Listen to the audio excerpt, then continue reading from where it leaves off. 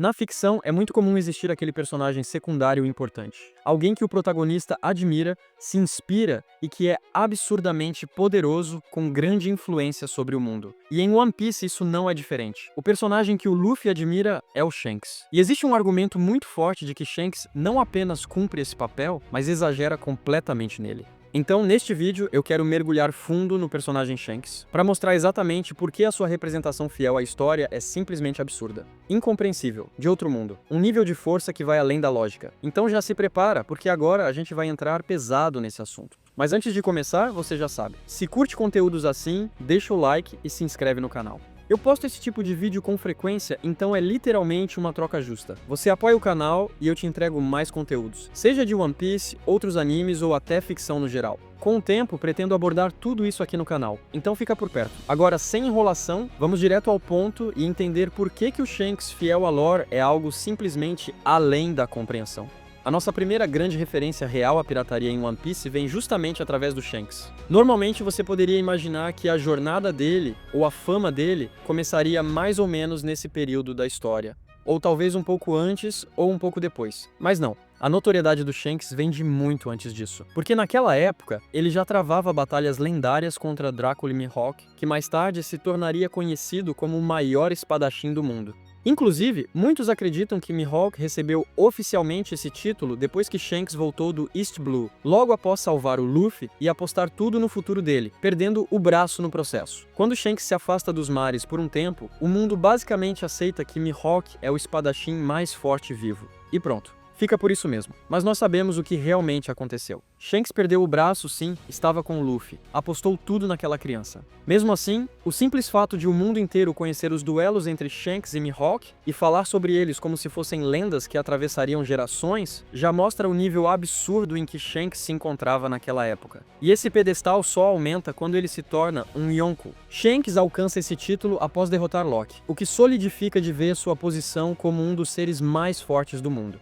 E quando você começa a observar quem está ao redor dele, os nomes que o cercam, você entende que não se trata de qualquer pirata. Durante todos esses anos, Shanks continua navegando pelos mares como um Yonko, expandindo sua frota. E aqui vem um detalhe curioso. A frota do Shanks é conhecida por ser fraca. Fraca de verdade. Então surge a pergunta, por que ninguém simplesmente ataca? Por que ninguém passa por cima? A resposta é simples, porque o Shanks é forte demais. Todo mundo sabe que sua frota não é composta por monstros como a do Kaido ou da Big Mom. Mas ninguém ousa testar isso, porque os piratas do Ruivo, e principalmente o homem que lidera esse bando, são conhecidos por uma força que beira o absurdo.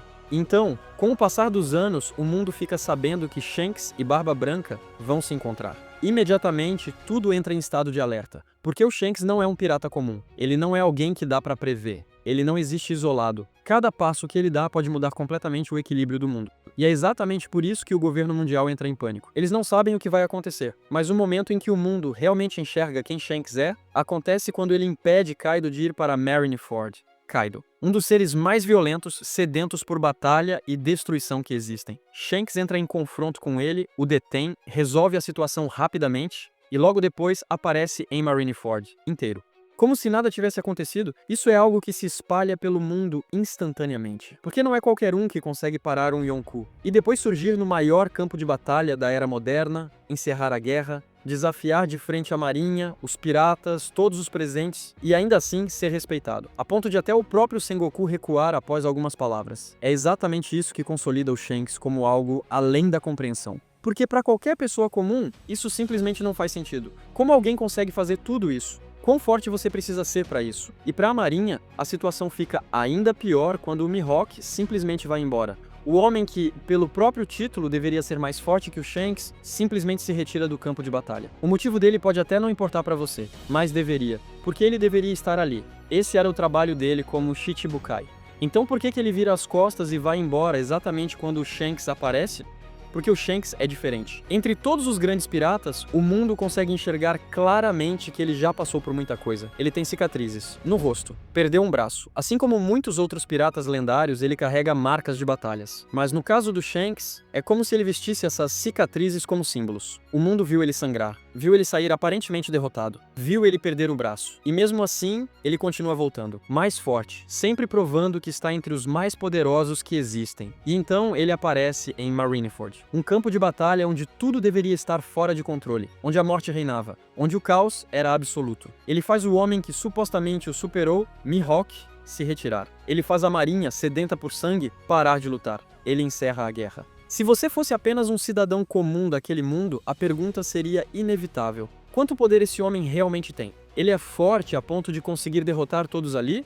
Ou ele simplesmente é influente demais? Como fãs, é fácil pensar na segunda opção. Mas dentro do universo de One Piece, depois de ele ter entrado em confronto com Kaido pouco antes, e ainda assim chegado intacto em Marineford, fica claro que o Shanks não é normal. Ele não é apenas um homem. Ele não é apenas um pirata. Ele se comporta como algo acima disso, quase como um conceito. Tudo ao redor dele funciona de maneira diferente. Os movimentos, as decisões, a forma como ele age com sua tripulação. É como se ele estivesse sempre alguns degraus acima de todo mundo, fazendo coisas que ninguém mais deveria ser capaz de fazer. Ninguém impede Kaido de ir para uma guerra. Ninguém. Kaido é o rei das feras, a própria encarnação da destruição, e ninguém deveria conseguir parar Akainu, o homem da justiça absoluta. O homem que declarou abertamente que todo pirata deveria ser exterminado. E mesmo assim, Shanks chega lá e faz o superior dele ordenar que ele recue. Então a pergunta volta: quão forte é Shanks? Porque claramente o mundo de One Piece não consegue compreender isso. E essa força absurda só fica ainda mais evidente quando ele derrota Eustace Kid. E se a notícia se espalhar, e vai se espalhar, da forma como isso aconteceu, o mundo vai saber que Kid foi simplesmente apagado por Shanks. Aniquilado. O próprio narrador deixa isso claro. Então é isso que o mundo passa a acreditar. É isso que o mundo passa a saber. Essa é a realidade. Shanks derrota sem esforço um homem com recompensa de 3 bilhões de berries. Um pirata que ajudou a derrubar Kaido e Big Mom. Esse é o nível do Shanks. Para o mundo em geral, sinceramente, eles não sabem o que fazer com ele. Porque ele possui uma força impossível de medir. Algo que não deveria existir. E mesmo assim, ele continua fazendo o impossível. Uma vez e outra. E outra. Para o mundo, Shanks é uma anomalia, algo que não pode ser explicado corretamente. Mas por outro lado, existe o governo mundial e a marinha. Eles conhecem sua linhagem, seu sangue, suas origens, sabem com quem ele está ligado. Mas mesmo assim, o fato de ele ter parado Kaido e derrotado Kid com tamanha facilidade fala mais alto do que qualquer teoria. O problema é que ninguém sabe o que realmente se passa na cabeça do Shanks. Ele quer o One Piece? Ele está jogando esse jogo pelo poder? Ou ele está ali apenas para manter o equilíbrio do mundo? Talvez para impedir que tudo desmorone. E foi exatamente por isso que o mundo entrou em desespero quando ele decidiu se encontrar com o Barba Branca. Porque ninguém sabia o que o Shanks iria fazer. Shanks é realmente algo além da compreensão deles, porque ninguém consegue prever o que ele vai fazer a seguir. Eles sabem que ele tem poder para sustentar qualquer decisão que tome. E além disso, ele tem a liberdade e a mentalidade de fazer o que quiser. E o que torna tudo ainda pior para o governo mundial é que eles sabem demais sobre o Shanks. Eles conhecem sua história, conhecem seus feitos, conhecem seus passos. E sabem, por exemplo, que foi ele quem derrotou Loki. Para o público comum, isso pode significar várias coisas.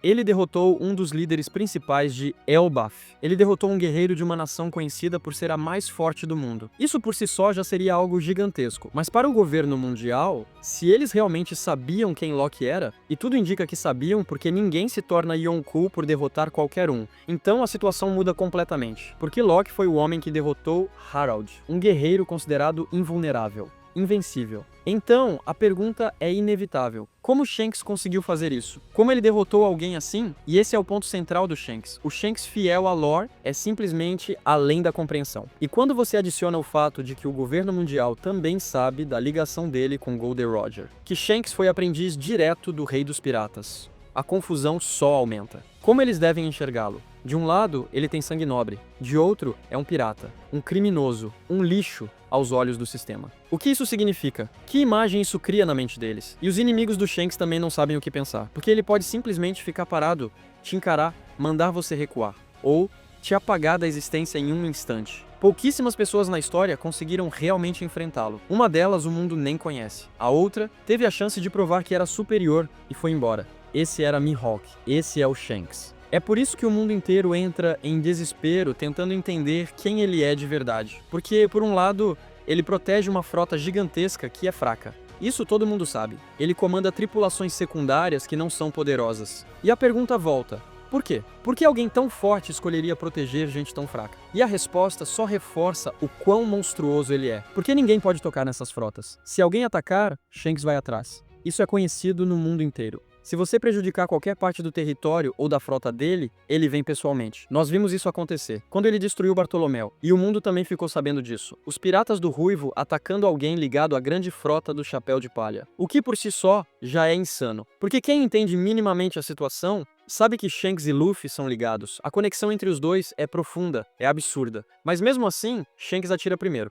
porque você cruzou a linha. Isso mostra que ele é um pirata até o fim, sem romantização, sem máscara. E é aí que a imagem do Shanks se torna totalmente distorcida, confusa, impossível de definir. Para o mundo de One Piece, Shanks é algo que não pode ser explicado, algo que não pode ser medido, algo que não pode ser previsto. Então, para concluir, o que significa dizer que o Shanks fiel a lore é além da compreensão? Significa que ele derrota com um golpe um homem com recompensa de 3 bilhões de berries, impede Kaido, derrota Loki, para monstros que deveriam ser imparáveis, encerra sozinho a maior guerra da Era Moderna, desafia, ao mesmo tempo, piratas e a marinha, faz o maior espadachim do mundo recuar e se recusar a lutar, e ainda carrega em suas veias sangue ligado aos dragões celestiais. Desde sua ligação por criação com Roger, até sua conexão direta com Luffy, desde o fato de ele aparentemente estar presente em todos os grandes momentos do mundo, nos pontos mais importantes da história, para nós, para as pessoas dentro da obra,